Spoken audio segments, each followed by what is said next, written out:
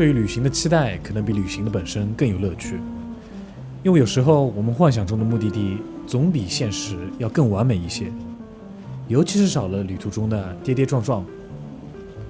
许多人经常会拿伦敦跟纽约比，虽然两个城市有许多相似之处，但是我现在到底是英语博主还是旅行博主，我也搞不清了。So I've always dreamt of visiting New York City, the skyscrapers, grid-like layout of the city, and of course the incredible diversity. And to see it in front of my eyes and being a living organism among the New Yorkers, that was a dream come true. And this visit wasn't just an opportunity for me to make another Instagram post to get likes, but it was more of a spiritual pilgrimage to a city that never sleeps. And this is my uninformed account of New York.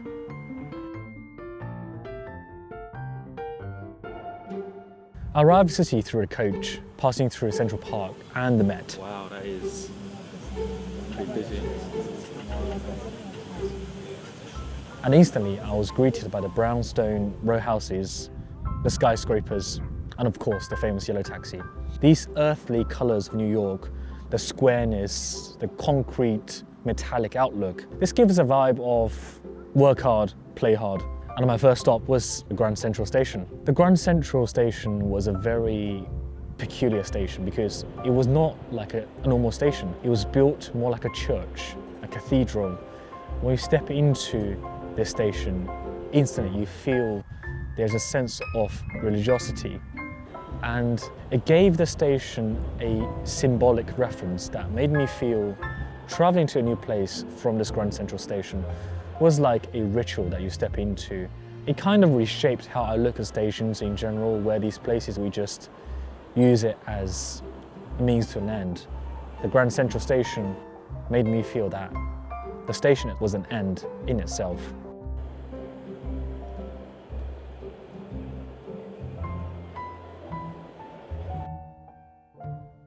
Whenever I visit new cities, I always look for the resemblance compared to my hometown.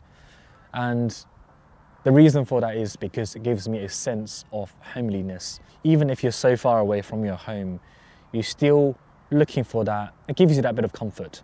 And one place that gives that particular homeliness vibe is Chinatown. Every Chinatown you visit abroad, you have this sense of crowdedness, the tightness between neighborhoods, the grittiness. It's a symbol of how the overseas Chinese had always had to fight their ways through into a new culture and then establish a footing in a central part of the town.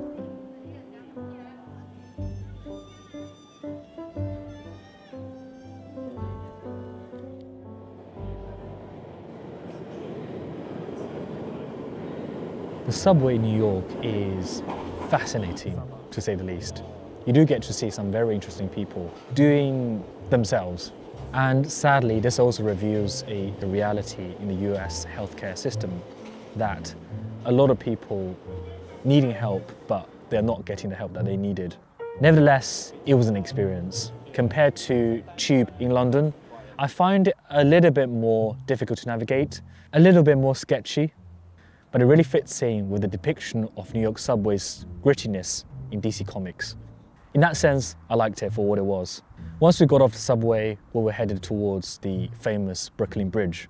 A bridge is not just a piece of architecture that conveniently connecting two places. It's also a union and a connection between two different worlds. As you would find, bridges often represents the mythical crossing into a different realm. And that's why they're always so iconic, not just for their grandeur exterior, but for what they represent. In the afternoon, we went to the 9/11 memorial, and that was quite an emotional visit.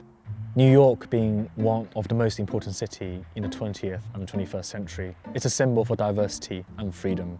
And that's why attack on New York City was particularly terrifying. The 9/11 Trade Center is now rebuilt as a memorial park, and there are two infinite fountains representing the Trade Center and the people who lost their lives. This is something I find very difficult to capture with the camera because you're overwhelmed by the sound, by the feel, by the smell, by the environment as a whole, and you can only feel the intensity when you're there physically.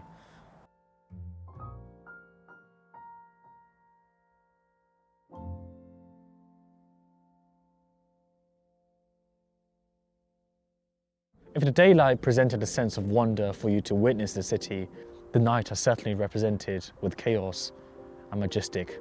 You can see everybody's making this pilgrimage to this iconic place, Times Square. And you think, why? What's special about this place? Just because it's the intersection between Broadway and 7th Avenue? It's a lot more than that, isn't it? I think I'm gonna have to come back on this. And after 2 busy days, for the last few hours before my departure from New York, I decided to visit the green spaces in New York, sit there and just do my favorite thing, people watching.